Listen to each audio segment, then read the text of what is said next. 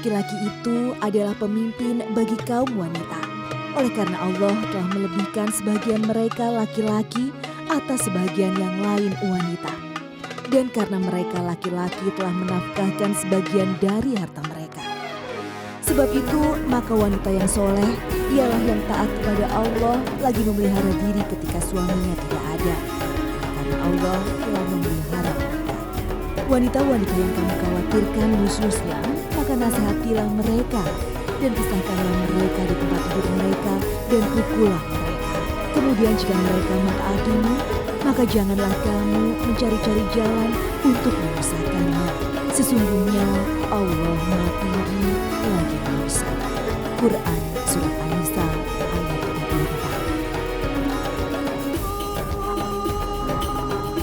34. Assalamualaikum warahmatullahi wabarakatuh.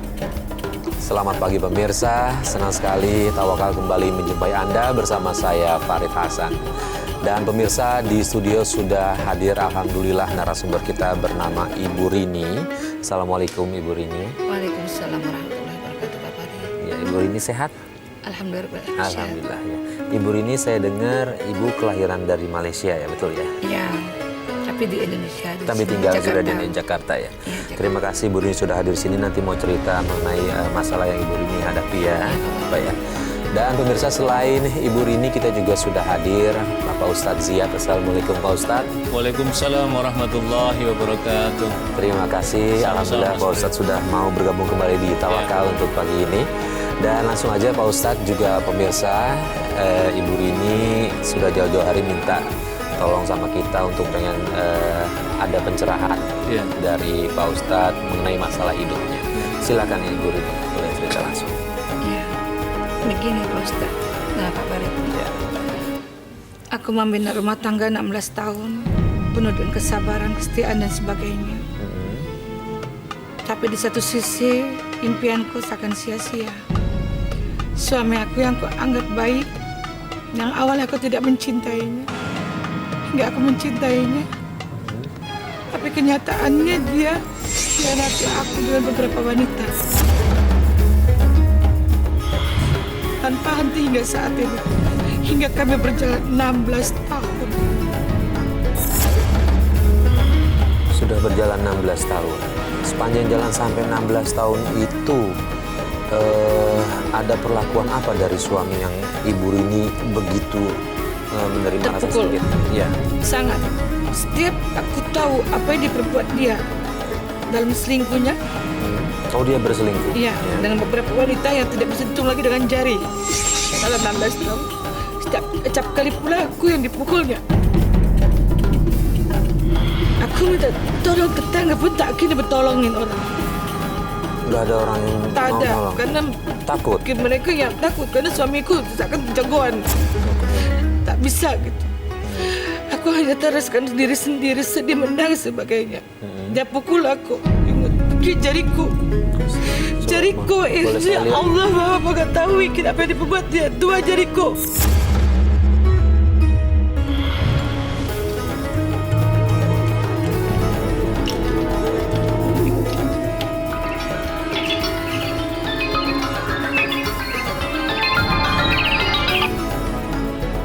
Halo?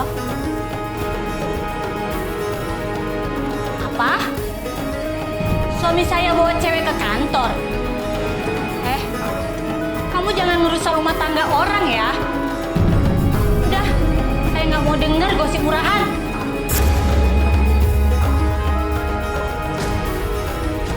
Apa bener ya suami aku kayak gitu?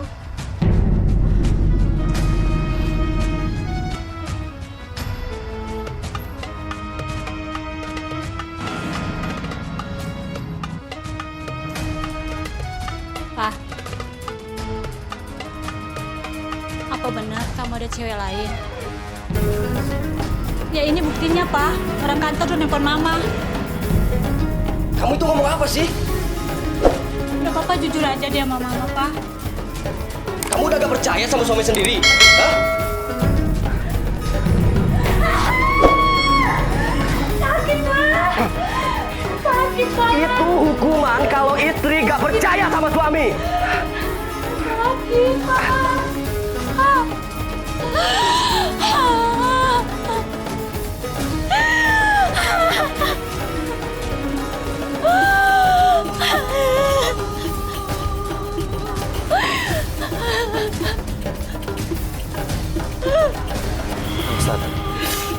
Pak Ustadz, kasus yang menimpa Ibu Rini ini adalah kekerasan dalam rumah tangga dan juga berkali-kali hatinya disakiti dengan perselingkuhan. Aku coba lawan, tapi tak ada guna, tak ada mampu. Tak ada mampu. Iya. Jadi gini, Bu Rini, Iya, Mas Farid, Iya. ini kasus seperti ini seharusnya tidak boleh terjadi dalam kehidupan rumah tangga. Kalau sebagai orang beragama, bahkan apapun agamanya di luar Islam sekalipun, memberikan panduan, apalagi Nabi SAW telah memberikan panduan bagaimana warning yang diberikan Nabi kepada para suami. Karena itulah ketika rumah tangga itu tujuannya kan untuk meraih sakinah, mawaddah, warahmah, memperoleh sakinah, kedamaian, mawaddah, penuh cinta, warahmah dan kasih sayang gitu. Nah, karena itu Nabi SAW memberikan penjelasan kewajiban suami kepada istri. Yang pertama ada yang menyebut 5, ada yang menyebut 6, itu tergantung masing-masing versi, tetapi secara umum yang pertama memberikan mahar ketika menikah. Kewajiban suami, nggak boleh mahar itu tidak dibayarkan. Yang kedua memberikan nafkah lahir dan batin. Nafkah lahir dan batin, terutama nafkah lahirnya adalah secara halal. Jadi nggak boleh hasil judi, nggak boleh hasil jualan narkoba dan macam-macam, nggak boleh. Ini diharamkan oleh Allah. Yang ketiga adalah memberikan tempat tinggal. Maaf, sandang itu artinya adalah pakaian. Jadi nggak boleh istri sampai nggak berpakaian, sampai tumpan camping, nggak boleh. Memberikan tempat tinggal. Tempat tinggal tentu adalah tempat tinggal yang nyaman dan istri bisa tinggal di situ gitu kan. Kemudian yang kelima, yang keempat adalah pendidikan, bimbingan agama. Karena itulah penting seorang suami itu sebenarnya menjadi imam dalam rumah tangga, mengajak anggota keluarganya terutama istri dan anaknya ke jalan yang diridhai Allah, ke jalan yang baik, diajak sholat, diajak ngaji dan lain-lainnya, pendek kata tempat penyemen nilai-nilai kebaikan. Yang kelima adalah memberikan perhatian dan kasih sayang. Inilah yang banyak kadang-kadang para pasangan muda maupun pasangan lawas sering dilupakan. Nabi SAW dalam suatu hadis memberikan penjelasan, akmalul mu'minina imanan ahsanum khuluqan wa khiyarukum li ahlikum. Di hadis lain menjelaskan wa khiyarukum lin nisaikum. Jadi sesempurnanya iman seseorang itu adalah dilihat pada kualitas akhlaknya. Dan untuk melihat akhlak yang baik, kata Nabi kemudian menjelaskan sebaik-baik kamu adalah orang yang terbaik akhlaknya kepada keluarganya, kepada istrinya. Kasus yang menimpa pada Ibu Rini tadi dari Malaysia ini, kita prihatin sekali bagaimana seorang suami apalagi kemudian melakukan kekerasan, bahkan mohon maaf sampai dua ibu jari dari beliau ini tadi kan sampai patah tadi itu bahkan ini kan luar biasa. Apalagi Mas Farid, ada satu hal yang tidak bisa ditoleransi dalam kehidupan beragama, yaitu melakukan perselingkuhan. Inilah awal kehancuran rumah tangga ketika ada di antara suami dan istri saling berselingkuh. Nah, kita kembali kepada kasih sayang, contohkan Nabi seperti apa. Salah satunya Nabi menjelaskan misalkan bagaimana dalam memanggil saja Nabi SAW manggil Aisyah radhiyallahu anha, panggilannya dengan ya Humairah, wahai yang kemerah-merahan. Ini menunjukkan kasih yang luar biasa. Yang kedua ada peristiwa yang diabadikan dalam kehidupan Aisyah, yaitu Rasulullah ketika sepulang dari perjalanan dakwah itu tengah malam. Kalau kita analogkan dengan sekarang, jadi ketika mengetuk pintu rumah beliau ternyata tidak terdengar suara jawaban dari dalam karena Aisyah sedang tidur nyenyak, dan itu diulang sampai 3 kali mengucapkan salam, nggak ada jawaban. Maka Nabi memutuskan bersandar atau lesian di depan teras rumah. Dan ketika tengah malam anak al-laili, Aisyah radhiyallahu anha tahu bahwa ini adalah jam yang biasa Rasulullah bangun malam untuk sholat tahajud. Kemudian Aisyah mencari, baru dia tersadarkan ternyata Nabi tidak ada di tempat. Dia baru ingat, wah Nabi ternyata terkunci di luar pintu. Maka ketika Aisyah membuka pintu, Aisyah menangis meminta maaf kepada Nabi. Dan Nabi SAW dengan tersenyum, ya Aisyah tidak usah minta maaf, aku tahu kau. Jadi apa maknanya? Ini adalah menunjukkan kasih. Yang kedua ada peristiwa lagi yang diabadikan dalam hadis Nabi, yaitu Nabi pernah didapati sedang menjahit kainnya yang sedang robek, dijahit sendiri. Apa maknanya? Ini menunjukkan kasih sayang. Kata Nabi, kalau bisa dikerjakan sendiri kerjakan. Aku bukannya Aisyah nggak bisa, tapi mengerjakan. Jadi apalagi Nabi SAW memukul tentu tidak ada. Yang kisah yang kedua, Mas Farid, ada kisah menarik adalah dari Hasan dari Fatimah. Fatimah ini di hadapan Rasul pernah menyebut-sebut nama Muti'ah, sahabat perempuan Muti'ah ini. Kemudian Fatimah penasaran, kemudian datang ke rumahnya. Singkat cerita, ketika datang ke rumah yang pertama tolak karena bawa Hasan dan Husain. Yang kedua kalinya barulah kemudian datang, diterima.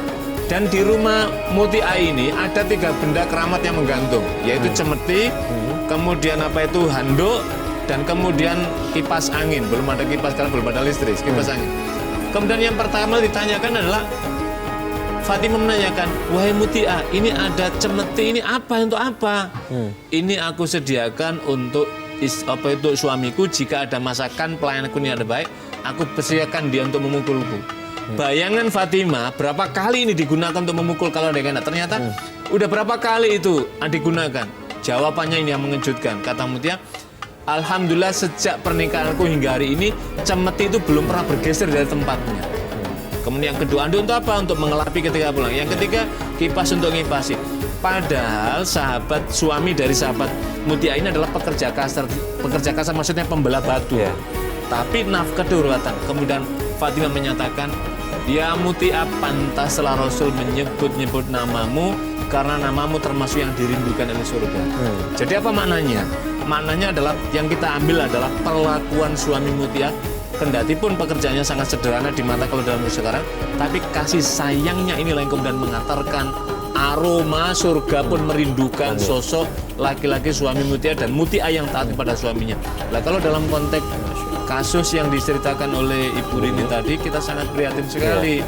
Seorang suami, apalagi bulan ini sudah 16 tahun dengan kasih yang luar biasa, ternyata dibalas dengan kekerasan kita seperti itu. Betul, ini tidak bisa ditoleransi untuk undang-undang, apalagi agama sangat mencela sekali. Jadi menyakiti tidak hanya hati tapi juga menyakiti fisik. Apalagi sampai fisik. Iya, Ibu Rini, keluarga tahu, cerita nggak Ibu Rini sama keluarga soal perlakuan kasar dari suami?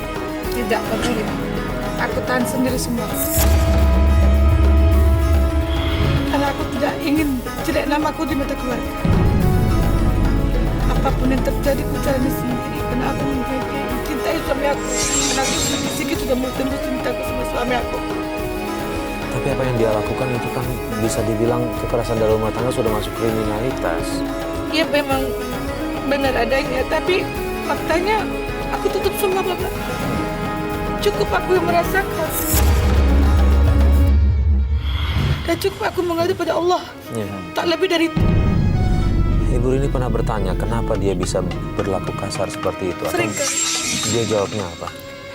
Dia tak mengakui perbuatannya sampai saat ini pun dia tinggalkan aku, tak mengakuinya. Tak mengakuinya sama sekali. Di usia 16 tahun pernikahan sudah punya anak. Satu. Pecinta kami.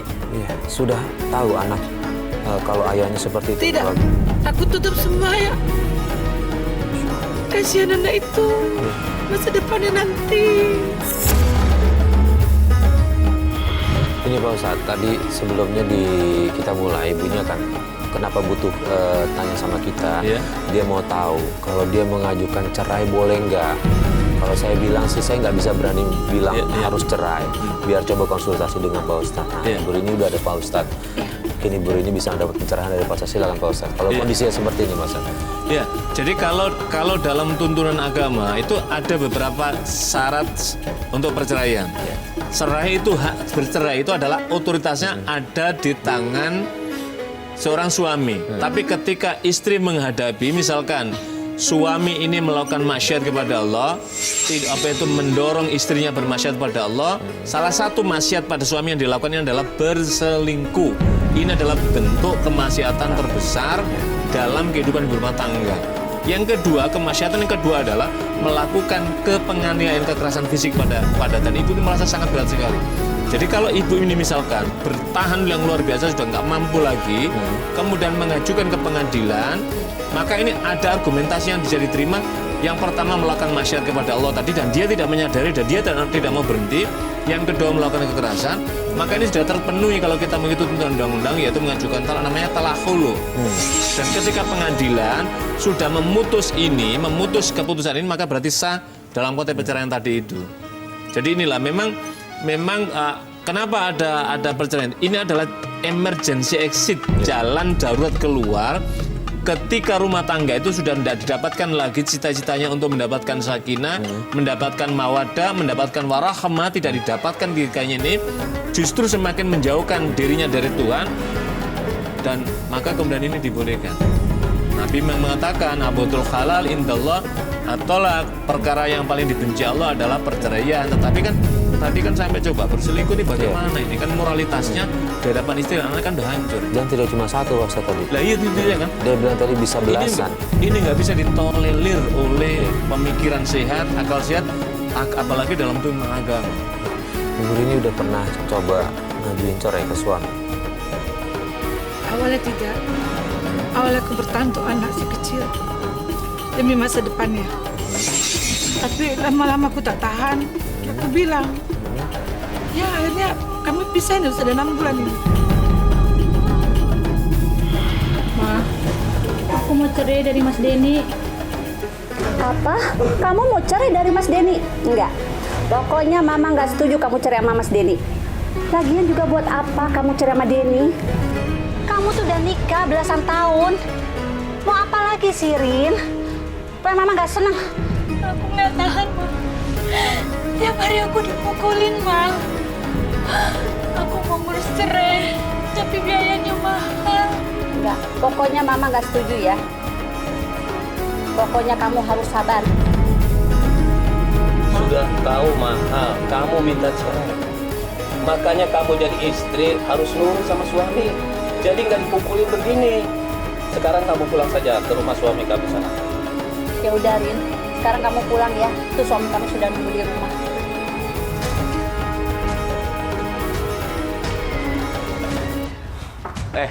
Dari mana kamu? Dari rumah Mama. Kamu ngadu ya sama orang tua? Hah? Aku mau cerai sama kamu, Mas. Dasar cewek kurang ajar! Aku nggak tahan sama kamu, Mas. Dah, pusing!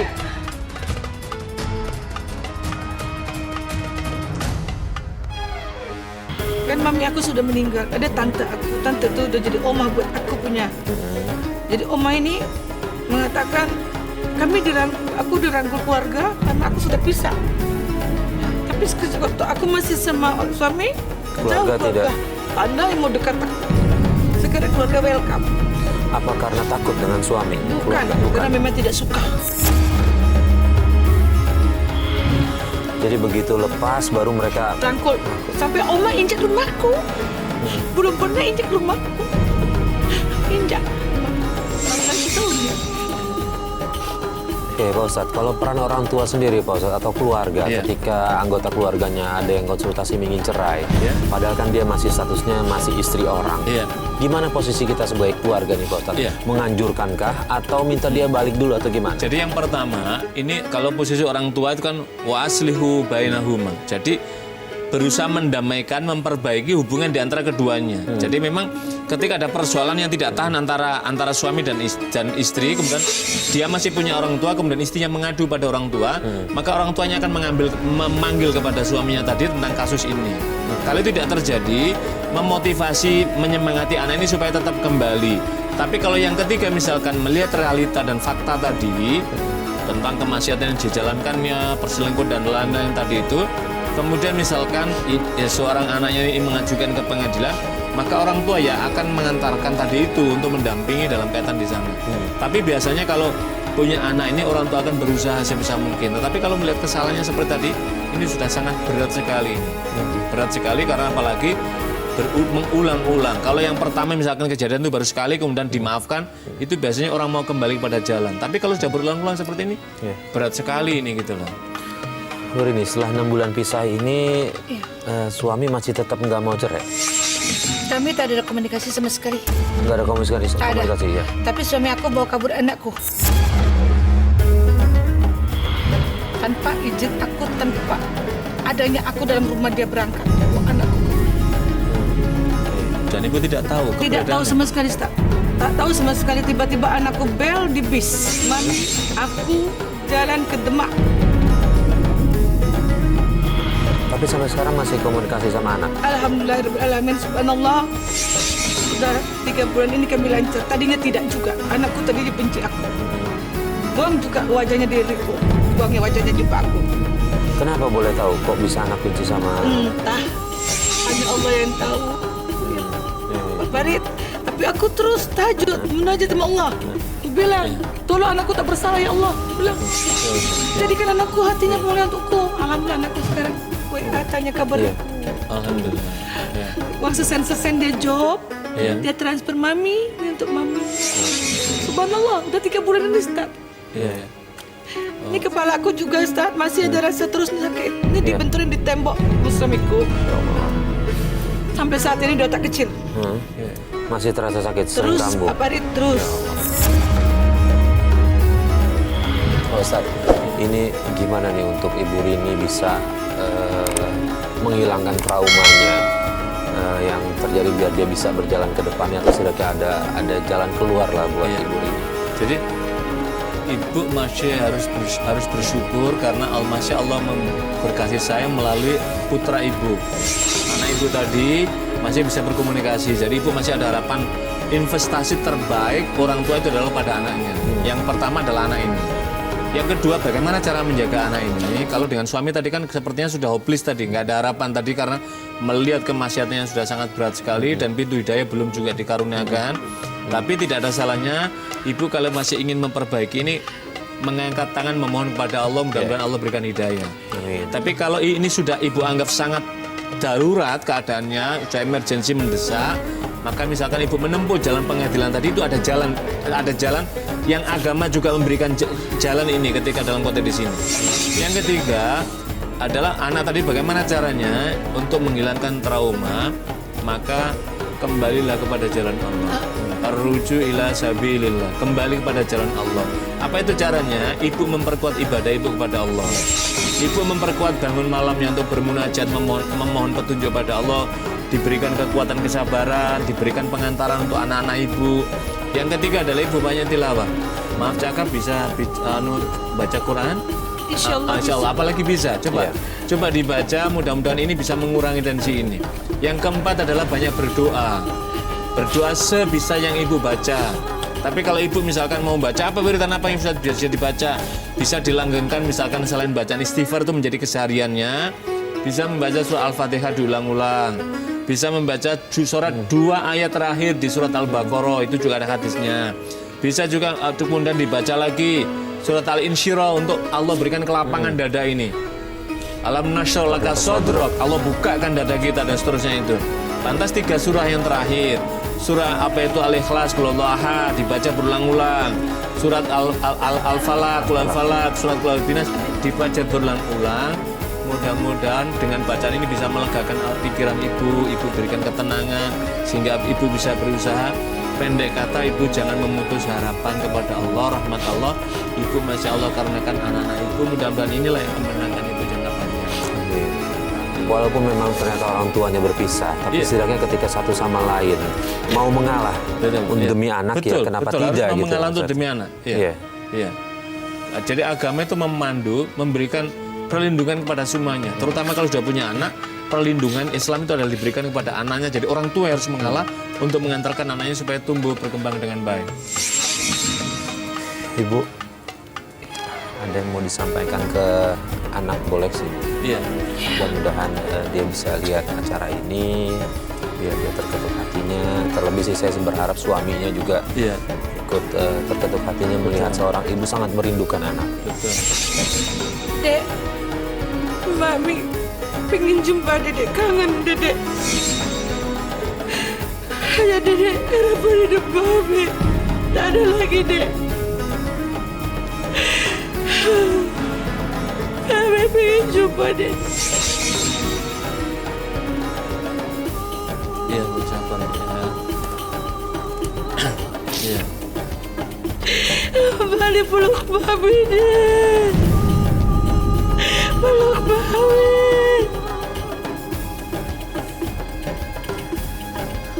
Iya, Bu, sabar ya.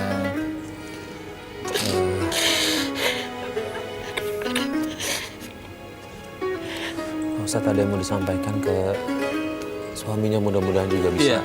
Jadi melalui forum yang baik ini kepada Bapak yang sedang mungkin karena sedang ada ketegangan sama istri Bapak di sini yang bercerita ini, saya kira berikanlah kesempatan kepada ibu ini berjumpa dengan anaknya. Biar bagaimanapun anaknya ibu ini adalah anaknya kandungnya, ibu juga sama. Jadi dengan bapak seperti itu, bapak menolong ibu, bapak juga yang terpenting adalah menolong anaknya di sini. Saya kira ini adalah hal yang luar biasa yang Mohon maaf saya diberikan. potong Pak Ustadz. Iya. Ini kru berhasil menemukan anaknya Pak Ustadz. Subhanallah. Awalnya kita mencari suaminya, tapi kita bisa bertemu anaknya dan memang Subhanallah.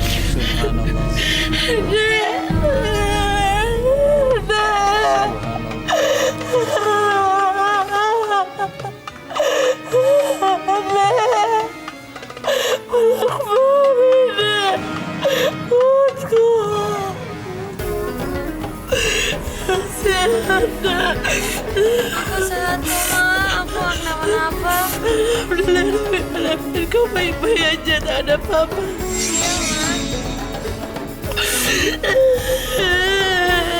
silakan duduk ya. Mari.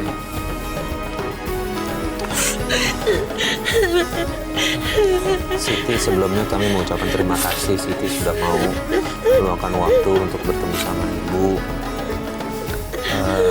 Kita cuma mau tanya, kita sebenarnya nyarinya adalah nyari bapaknya Siti, tapi nggak, ini justru ketemu Siti. Boleh tahu nggak bapaknya Siti ada di mana sekarang? Sakit. Oh, sakit apa?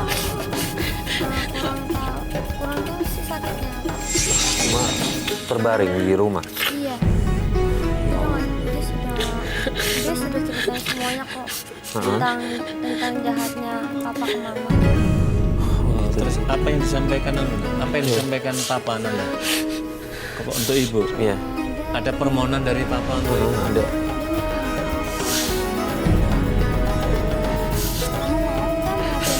Salah maafkan, Dek. Salah maafkan.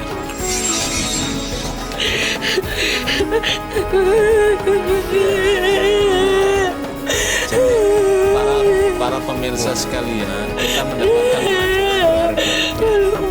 Jadi seberat apapun Mas Farid, harapan kita, kalau kita akan memaafkan, ibu ini akan mendapatkan kelapangan. Anak juga tenang, suami yang di sana juga insya Allah, mudah-mudahan dengan sakitnya Allah ringankan, Allah maafkan kesalahan. Amin ya rabbal alamin. Kira ini kita patut mengapresiasi ibu ini punya jiwa besar sehingga kendati pun berat tadi tapi masih mau memaafkan. Inilah sesungguhnya yang ditunjukkan oleh Islam untuk memberikan maaf. Sebab maaf itu akan menghapus dan Allah akan memberikan kelapangan kepada ibu ini. Ustaz, ibu ini sudah memaafkan suaminya, Ustaz. Lalu bagaimana dengan status pernikahannya yang sudah sempat ibu ini mengajukan cerai apa segala macam? Jadi gini, kalau misalkan ini dengan kasus ini bapak tadi misalkan ingin memperbaiki diri dan mau kembali, kemudian ibu ini menerima misalkan Bu ya kembali, maka ini bisa dengan sendiri namanya rujuk. Jadi kalau pengadilan belum memutuskan, kemudian kembali, maka dia dengan sendiri kembali. Tapi kalau sudah dinyatakan oleh pengadilan atau suami menyatakan sudah pernah menyatakan jatuh talaknya, maka jatuh talak dia. Kemudian ibu ini dengan setelah perbaikan seperti ini, Ananda ada sini, ibu ingin menatap masa depan karena punya anak misalkan, maka tinggal namanya rujuk. Rujuk artinya adalah dinikahkan lagi, karena tadi sudah tolak dinikahkan lagi, maka kemudian berikut berumah tangga. Dan tentu yang semacam ini yang diharapkan, apalagi punya anak, dan mudah-mudahan tatapan masa depan ini menjadi yang lebih baik dalam berumah tangga. Ketika kita nggak tahu, ini adalah ujian mungkin untuk mengangkat makom kemuliaan pada ibu, pada anaknya, kita nggak tahu juga, pelajaran pada suami, dan mudah-mudahan ini juga. Yang kedua, ini juga pelajaran pada kita semua, pada para suami, jangan sekali-sekali menggunakan cara kekerasan dalam rumah tangga. Yang kedua, jangan sekali-kali menyakiti perasaan seorang istri dengan cara berselingkuh. Itu adalah tindakan yang maksiat, yang dibenci oleh Allah dan justru akan menghancurkan kehidupan rumah tangga. Cukuplah ini menjadi pelajaran pada kita semua. Begini, ibu ikhlas mau terima kembali suami ibu? Ikhlas lahir batin. Walaupun sudah disakitin seperti itu? Ikhlas lahir batin atas ridha Allah. Alhamdulillah. Alhamdulillah, Pak. Kita berbahagia sekali. Ya. Terima kasih Ibu sudah mau berbagi kisah, dan mohon maaf kalau saya tiba-tiba menghadirkan anak Ibu, karena demi Allah tujuan kita adalah untuk bisa menyatukan kembali rumah tangga Ibu. Apapun kesalahan, sebesar apapun kesalahan, insya Allah bisa dimaafkan. Karena memang tujuan kita seperti itu. Terus Pak Ustadz, terima kasih atas semua Sama-sama Mas tausiahnya. Farid, saya ikut berbahagia juga.